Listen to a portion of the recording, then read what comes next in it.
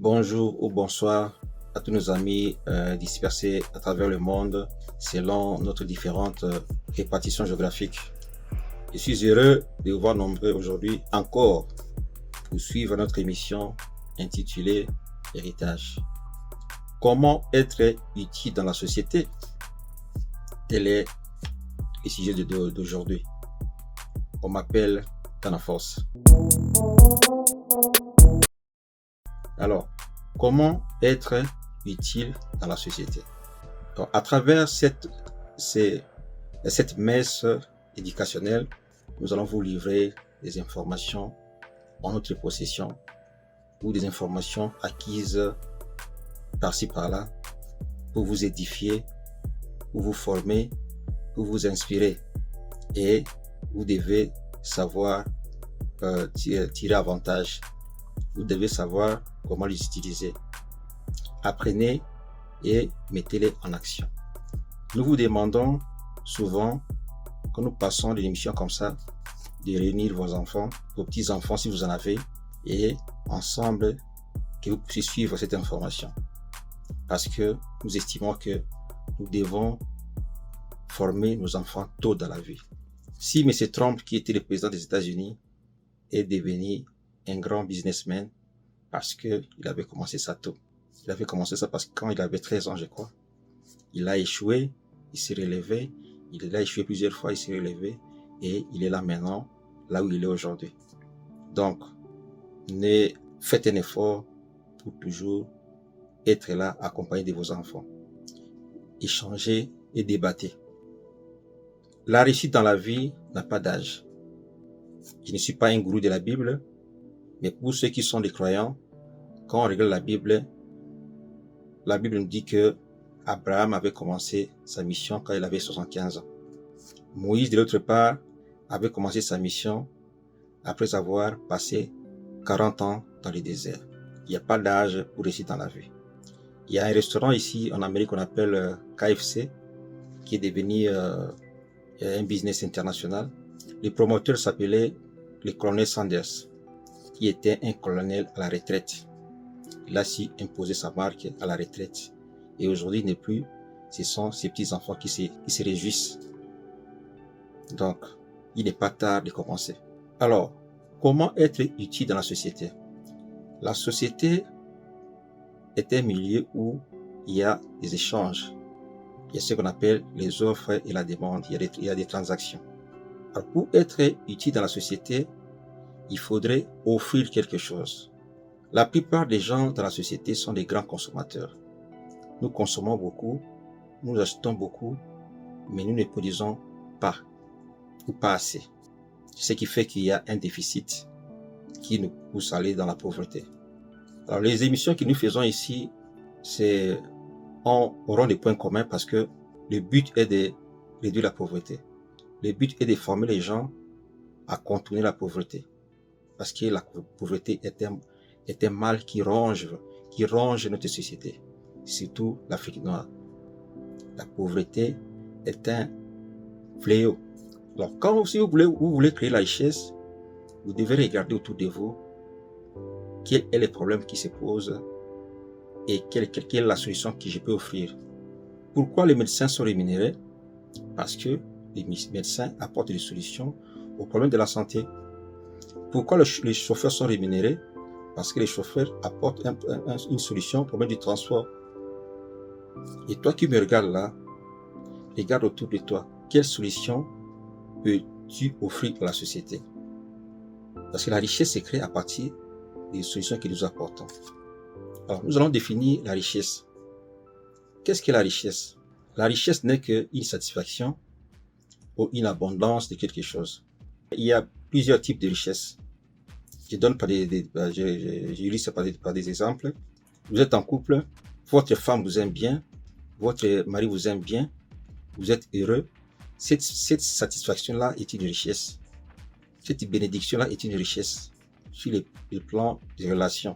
Vous avez des enfants qui vous écoutent, qui évoluent selon vous, de la façon que vous voulez, qui vont à l'école, qui vous donnent des bons résultats. C'est une bénédiction, c'est une richesse parce que ça vous apporte une satisfaction. Il y a aussi la richesse matérielle ou financière. Quand vous êtes riche, vous avez beaucoup d'argent dans les comptes, ou si vous avez beaucoup de bénédictions, c'est une richesse aussi. Alors, nous allons beaucoup plus nous atteler à la richesse financière ou matérielle, parce que c'est là où se posent beaucoup de problèmes. Alors, comment être utile dans la société? Il faut savoir trouver solution aux problèmes qui se posent. Vous savez comment fabriquer des marmites. Fabriquer les marmites, vous les vendez, vous trouvez des solutions aux problèmes des mamans qui veulent faire la cuisine. C'est ça la création de la richesse. C'est ça qui vous pousse à esquiver ou à contourner la pauvreté. Et encore, quand vous recevez votre rémunération ou de l'argent en retour, il faut savoir les gérer. Il ne faut pas que vous produisez, par exemple, 20 marmites, vous avez la rémunération et vous bousillez tout. Vous devenez un grand prêtre, comme on le dit. Vous gaspillez votre argent par-ci, par-là, et vous n'avez plus rien. Donc, si vous recevez votre rémunération, faites un effort de faire le saving. Le saving, c'est quoi? Gardez l'épargne. Épargnez pour agrandir votre business. Commencez petit, mais voyez grand. Commencez petit, mais voyez loin. Vous savez, je sais pas moi, vous êtes un coiffeur. Vous savez coiffer les gens. En échange, vous donnez des solutions aux problèmes des gens qui veulent être beaux. Vous les coiffez, en échange, ils vous payent. Vous trouvez des solutions aux problèmes de la coiffe. Vous rendez les femmes belles et vous recevez une rémunération. C'est la seule façon de créer la richesse. Offrir un service ou vendre un produit. Point barre. Il ne faut pas aller chercher loin. Si vous voulez sortir de la pauvreté, faites par tous les moyens, cherchez par tous les moyens pour produire quelque chose. Et ne pas être un consommateur éternel. Vous dépensez, et en échange, vous ne produisez rien. Ça crée un déséquilibre et ça vous pousse dans les négatifs. Donc, à partir du moment où je vous parle, réfléchissez et voyez comment changer la façon de faire les choses. Il y a un livre qui a été écrit par, je sais pas moi, j'ai oublié son nom. Il a dit, réfléchissez et devenez riche. On dit réfléchissez d'abord. Parce que le plus grand effort qu'un homme puisse faire, c'est de réfléchir. On ne fait pas d'effort pour réfléchir hardement, pour réfléchir en profondeur. C'est la difficulté que nous avons. Nous avons difficile à rester calme, à nous concentrer et réfléchir profondément pour trouver solution aux problèmes. Je vous demande de trouver le temps pour vous-même et de vous concentrer, de réfléchir profondément pour savoir comment trouver les solutions à vos problèmes. Pour savoir comment mettre à la disposition de la société ce que vous connaissez pour servir, pour aider d'autres personnes à trouver solution à leurs problèmes. Quand vous trouvez solution aux problèmes des gens, vous enlevez leur stress et en rémunération, ils vous payent quelque chose. C'est comme ça qu'on crée la richesse et c'est comme ça qu'on peut esquiver la pauvreté. Point barre. Vous regardez autour de vous, vous voyez, vous allez observer quel est le problème qui se pose.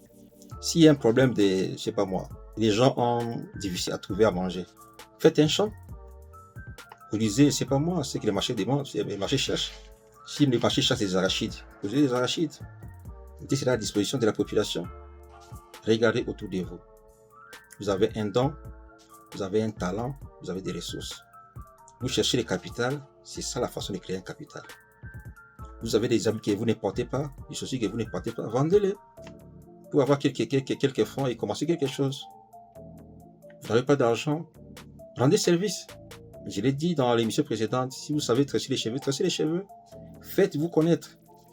Vous pouvez avoir les talents, mais si on ne vous connaît pas, personne ne viendra vous chercher. Vous êtes formé, vous avez fait les arts martiaux. Entraînez les enfants. Et on ne sait jamais, il peut y avoir des hommes de haut placés qui ont besoin de quelqu'un pour les former en judo ou quoi que ce soit. Faites-vous connaître. Ils vous chercheront. Vous donnerez les marchés. Vous avez ça en vous. Mettez-les à la disposition de la société pour trouver solution aux problèmes qui se posent. Et vous aurez la rémunération. Vous êtes mécanicien, faites-vous connaître. Vous êtes tailleur, faites-vous connaître. Vous savez faire la danse, faites-vous connaître. C'est de cette façon que vous allez créer de la richesse et que vous allez sortir de la pauvreté. C'en est fini pour aujourd'hui. Nous vous demandons de liker, de vous abonner, de partager. Nous serons là toujours pour vous servir et vous servir toujours. Toutes les bonnes choses et joyeux Noël. Rendez-vous au prochain numéro. Bye bye.